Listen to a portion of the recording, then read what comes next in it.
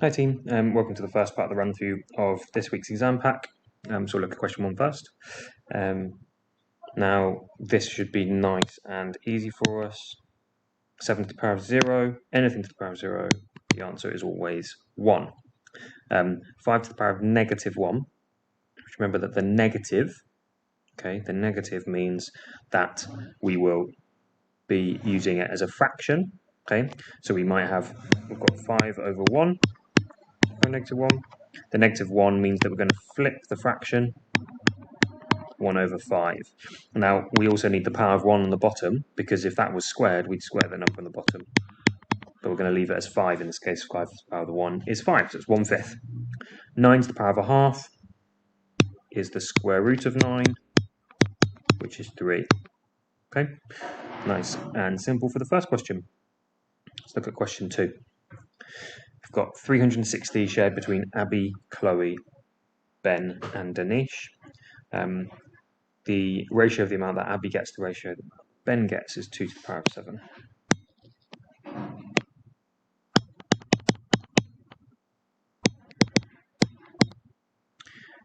Chloe and Danish each get 1.5 times the amount that Abby gets. Work out the amount of money that Ben gets. Okay. A few ways of doing this. I think this is probably the easiest way. Okay. If we have a situation where Abby's getting 2 parts to every 7 parts that Ben gets, but Chloe and Dinesh both get 1.5 times as many as Abby, that means we can think about what number will go here. To do that, we need 1.5 times as many parts as Abby gets, so 1.5 times 2, which is 3, which means this is our ratio of A to B to C to D. Okay, so we're going to need 360. To make that clearer, if I have boxes here,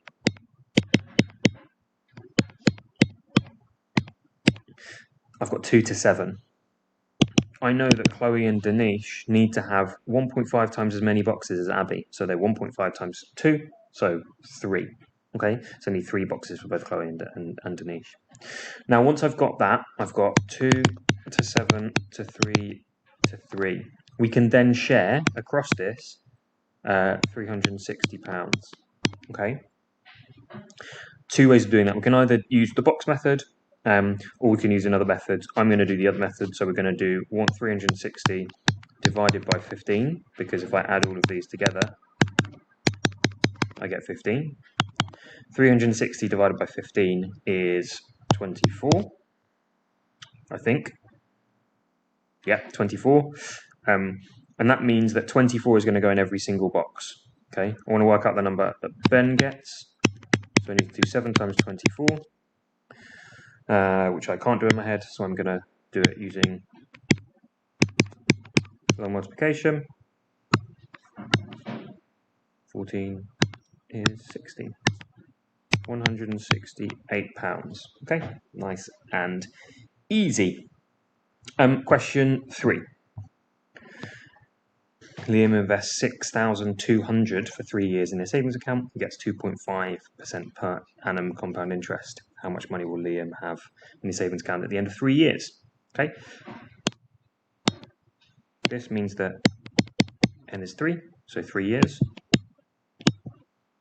And we also know that I need to use 2.5% as a decimal, which means I divide it by 100.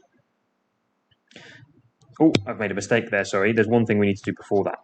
If I'm increasing by 2.5%, that means I need to use 102.5%, which means I need to do 102.5 divided by 100, which gets me my multiplier. So 1.025 is my multiplier. Okay, once I've got my multiplier, it's nice and easy. It's 6,200 times by 1.025, and then to the power of the number of years I've got, which is 3.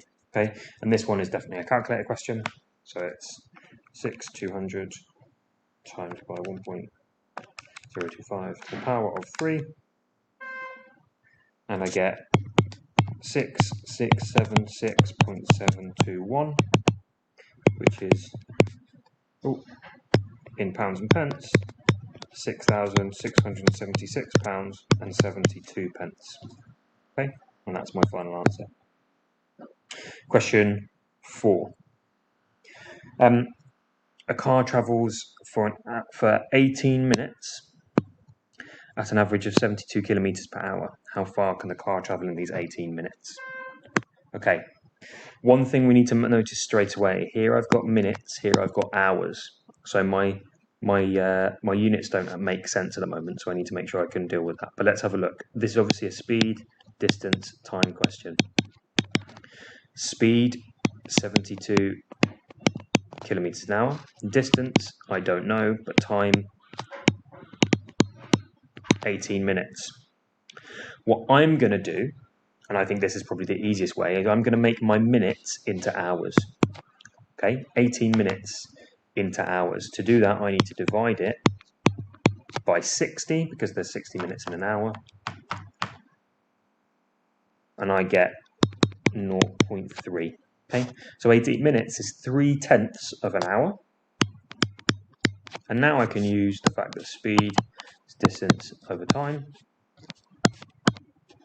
I want to find the distance, so distance equals speed times time, which means I'm going to do 72 times by 0.3, and I'm going to get 21.6 kilometers. Done.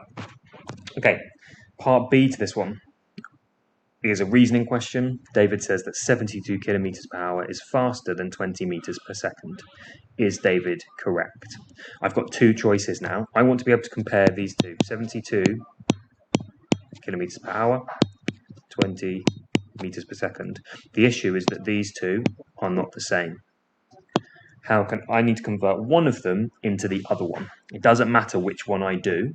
Okay, I'm going to choose to convert 20 meters per second into kilometers per hour. Okay, now the way I'm going to do this is I want to convert this. This means I'm doing 20 meters in 1 second. So how many kilometers does that mean in 1 hour? Okay, sorry, in 1 second. So I'm only going to change the distance unit first. I'm only going to change the meters. So I want this to be kilometers per second.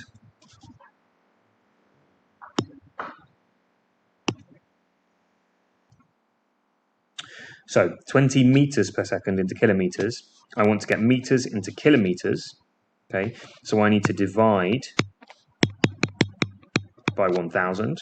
Okay, which means this is going to be 0.02 kilometers per second.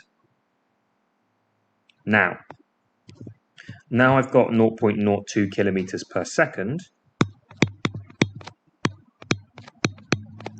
I want to find out how many kilometers that is in 1 hour. If I do 0.02 kilometers in 1 second, that means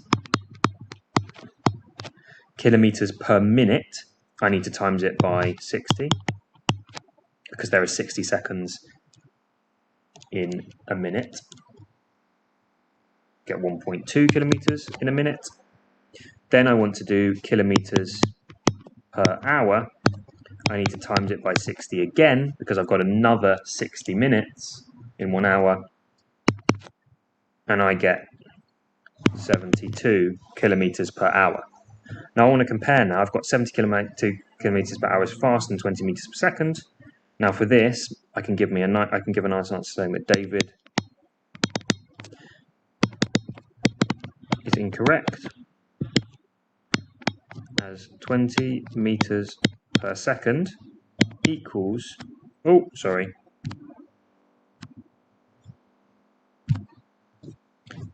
meters per second equals 72 kilometers per hour. Okay, so he's incorrect because actually they are the same speed. Let's look at question 5 now. Bob has asked each of 40 friends how many minutes they took to get to work, and I want to find an estimate for the mean time taken. Now, we want to find an estimate for the mean time table. This is the time when we're going to take the midpoint and multiply it by the frequency and then divide by the total frequency. Keyword here is estimate. If we're told it's an estimate, it means we're going to be using midpoints. So I'm going to write down my midpoints of each of these groups. 0 to 10, the midpoint is 5. 10 to 20 is 15. 20 to 30 is 25. 30 to 40 is 35. 40 to 50 is 45. Okay. I then want to do the midpoint times by the frequency. Okay. Midpoint times by the frequency. So it's 5 times by 3, which is 15. It's 15 times by 8, which is 120. 25 times by 11, which is 275. It's then 35 times by 9, which is 315. Okay, and then it's 45 times by 9, which is 405. I know that the mean equals the total of the midpoint times by the frequency, okay, which I can calculate. So I'm going to do 15 plus 120 plus 275 plus 315 plus 405, 1130, divided by the total frequency. Now I'm told in this question he's asked 40 friends, so I want to divide that by, oh, sorry, I haven't changed my pen again. Divide that by 40. And I get 28.25. Okay, 28.25 is my answer for question 5. Right, let's look at question 6. Keyword here is expand. That means I'm going to be multiplying my brackets.